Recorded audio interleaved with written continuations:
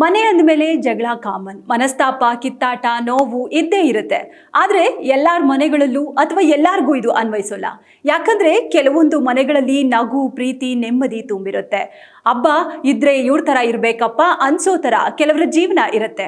ಅವರ ಬಾಂಧವ್ಯ ನೋಡಿದಾಗ ದೇವ್ರೆ ಇವ್ರ ಮೇಲೆ ಯಾವ ದೃಷ್ಟಿನೂ ಬೀಳದೇ ಇರ್ಲಪ್ಪ ಅನ್ಸುತ್ತೆ. ಆದರೆ ಇತ್ತೀಚಿನ ಸಾವುಗಳನ್ನ ನೋಡ್ತಾ ಇದ್ರೆ ಯಾರ್ದೋ ದೃಷ್ಟಿ ಅಲ್ಲ, ದೇವ್ರ ಕಣ್ಣೆ ಇವ್ರಿಗೆ ತಡ್ತಾ ಅನ್ಸುತ್ತೆ. ಇದೇ ಮನಸ್ಥಿತಿಲಿ ದಿಲೀಪ್ ರಾಜ್ ಪತ್ನಿ ಶ್ರೀವಿದ್ಯಾ ಇದ್ದಾರೆ. ಅವರ ಹಂಚಿಕೊಂಡಿರೋ ಪೋಸ್ಟ್ನ ಅರ್ಥ ಇದೇ ಅನ್ಸುತ್ತೆ.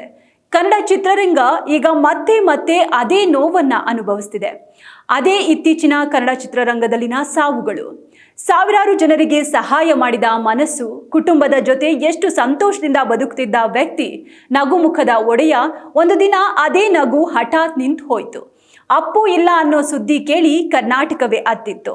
ಅವರ ಕುಟುಂಬ ಮಾತ್ರವಲ್ಲ, ಪ್ರತಿ ಕನ್ನಡಿಗನ ಮನೆಯಲ್ಲೂ ಆ ದಿನ ಮೌನ ಆವರಿಸಿತ್ತು. ಹಾಗೆ ಅಶ್ವಿನಿ ಅವರ ಕಣ್ಣೀರನ್ನ ನೋಡಿ ಇಷ್ಟು ಒಳ್ಳೆಯವರಿಗೆ ಯಾಕೆ ಹೀಗೆ ಎಂದು ಜನ ದೇವರನ್ನೇ ಪ್ರಶ್ನಿಸಿದ್ರು. ಅದಾದ ನಂತರ ವಿಜಯ ರಾಘವೇಂದ್ರ ಜೀವನದಲ್ಲೂ ಅದೇ ನೋವು. ಪತ್ನಿ ಸ್ಪಂದನ, ವಿಜಯ್ ಅವರ ಜೀವನದ ನಗು, ಅವರ ಶಕ್ತಿ ಸ್ಪಂದನ. ಕುಟುಂಬದ ಜೊತೆ ಖುಷಿಯಾಗಿ ಪ್ರವಾಸಕ್ಕೆ ಹೋಗಿದ್ದ ಸಮಯದಲ್ಲೇ ಹಠಾತ್ ವಿಧಿ ಬಂದು ಎಲ್ಲವನ್ನ ಕಸಿದುಕೊಂಡಿತ್ತು. ಸ್ಪಂದನ ಸಾವಿನ ನಂತರ ವಿಜಯ ರಾಘವೇಂದ್ರ ಸಂಪೂರ್ಣವಾಗಿ ಒಂಟಿಯಾಗ್ಬಿಟ್ರು. ಮನೆಯೊಳಗಿನ ನಗು, ಮಾತು, ಸಂತೋಷ ಒಂದೇ ಕ್ಷಣದಲ್ಲಿ ಮೌನವಾಗ್ಬಿಟ್ಟಿತ್ತು. ಅವರ ಮಗನ ಮುಖ ನೋಡಿದ ಜನರ ಕಣ್ಣಲ್ಲೂ ನೀರು ಬಂದಿತ್ತು. ಈ ನೋವು ಮರೆಯಾಗೋದ್ರೊಳಗೆ ಇನ್ನೊಂದು ಕಡೆ ಚಿರಂಜೀವಿ ಸರ್ಜಾ ಅವರ ಘಟನೆ.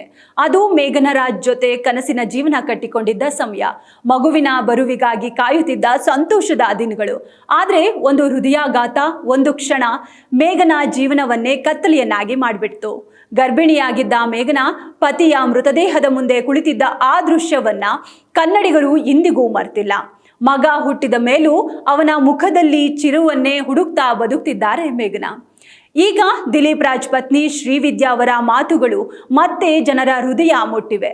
ಅಗಲಿದ ಪತಿಯ ಜೊತೆಗೆ ಕಳೆದ ಕ್ಷಣಗಳ ನೆನಪನ್ನ ಸರಣಿ ಪೋಸ್ಟ್ಗಳ ಮೂಲಕ ಹಂಚಿಕೊಳ್ಳುತ್ತಿರುವ ಶ್ರೀವಿದ್ಯಾ ಈ ಬಾರಿ ದೇವರನ್ನೇ ಪ್ರಶ್ನಿಸುವ ರೀತಿಯಲ್ಲಿ ತಮ್ಮ ನೋವನ್ನ ಹೊರಹಾಕಿದ್ದಾರೆ. ಅದು ಹೀಗಿದೆ: ಯಾರ ಮನೆಯಲ್ಲಿ ನಗು ಇರುತ್ತದೋ, ಯಾರ ತುಂಬ ಖುಷಿಯಾಗಿ ಬದುಕ್ತಾರೋ ಅವರ ಮನೆಯ ಮೇಲೆಯೇ ದೇವರ ಕಣ್ಣು ಬೀಳುತ್ತದೆ. ನನಗೆ ಈಗ ಸದ್ಯದ ಪರಿಸ್ಥಿತಿಯಲ್ಲಿ ಏನನ್ನಿಸ್ತಿದೆ ಎಂದರೆ, ಒಂದು ಸಂಸಾರ ಹೇಗಿರಬೇಕು ಅಂದರೆ, ಒಬ್ಬ ಗಂಡ ಹೆಂಡತಿಯನ್ನ ಯಾವಾಗಲೂ ಹೊಡಿತಾ ಇರಬೇಕು, ಕುಡಿದು ಬಂದು ಗಲಾಟೆ ಮಾಡ್ತಾ ಇರಬೇಕು. ಒಬ್ಬ ಹೆಂಡತಿ ಯಾವಾಗಲೂ ಗಂಡನನ್ನೇ ದೂಷಿಸ್ತಾ ಇರಬೇಕು. ಮಕ್ಕಳು ತಂದೆ ತಾಯಿಯನ್ನ ಗೌರವಿಸಬಾರ್ದು, ತಂದೆ ತಾಯಿಯೂ ಅಷ್ಟೇ ಮಕ್ಕಳನ್ನ ಯಾವಾಗಲೂ ದೂಷಿಸುತ್ತಾ ಇರಬೇಕು. ಒಂದು ಮನೆಯಲ್ಲಿ ಶಾಂತಿ, ನೆಮ್ಮದಿ ಅನ್ನೋದೇ ಇರಬಾರ್ದು. ಒಬ್ಬರಿಗೊಬ್ಬರು ಕಿತ್ತಾಡ್ಕೊಂಡೇ ಇರಬೇಕು. ಯಾಕಂದ್ರೆ ದೇವರಿದ್ದಾನೆ. ಹುಷಾರಾಗಿರಿ. ಯಾರ ಮನೆ ಚೆನ್ನಾಗಿದೆ, ಯಾರ ಮನೆಯಲ್ಲಿ ಯಾವಾಗಲೂ ನಗು ಇರುತ್ತದೆ, ಯಾರು ತುಂಬಾ ಖುಷಿಯಿಂದ ಬದುಕ್ತಿರ್ತಾರೋ ಅಂಥವರ ಮನೆಯ ಮೇಲೆ ಅವನಿಗೆ ಯಾವಾಗಲೂ ಕಣ್ಣು ಇರುತ್ತದೆ. ದೇವರಿದ್ದಾನೆ, ಹುಷಾರಾಗಿರಿ. ಅವನು ನಿಮ್ಮ ಸಂಸಾರವನ್ನ ಖಂಡಿತವಾಗಿಯೂ ಬಿಡೋದಿಲ್ಲ ಎಂದು ಬರೆದಿದ್ದಾರೆ. ಇದೇ ವೇಳೆ ಹಿಟ್ಲರ್ ಕಲ್ಯಾಣ ಧಾರಾವಾಹಿಯೊಂದರ ದೃಶ್ಯವನ್ನ ಹಂಚಿಕೊಂಡಿರುವ ಶ್ರೀವಿದ್ಯಾ ಪತಿಯ ಬಗ್ಗೆ ತಮ್ಮ ಪ್ರೀತಿಯನ್ನ ವ್ಯಕ್ತಪಡಿಸಿದ್ದಾರೆ. ವಿಡಿಯೋದಲ್ಲಿ ದಿಲೀಪ್ ರಾಜ್ ಅವರ ನಗು ಮತ್ತು ಸ್ಟೈಲ್ ನೋಡಿ ಅಭಿಮಾನಿಗಳು ಕೂಡ ಭಾವುಕರಾಗಿದ್ದಾರೆ.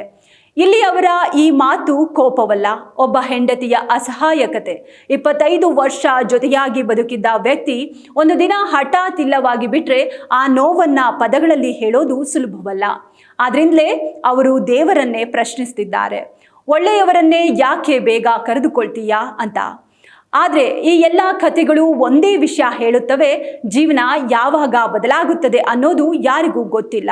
ಇಂದು ನಮ್ಮ ಜೊತೆಯಲ್ಲಿರುವವರನ್ನ ನಾವು ಪ್ರೀತಿಯಿಂದ ನೋಡಬೇಕು, ಕಾಳಜಿಯಿಂದ ಮಾತನಾಡಬೇಕು. ಯಾಕಂದ್ರೆ ನಾಳೆ ಎನ್ನುವುದು ಯಾರಿಗೂ ಖಚಿತವಿಲ್ಲ.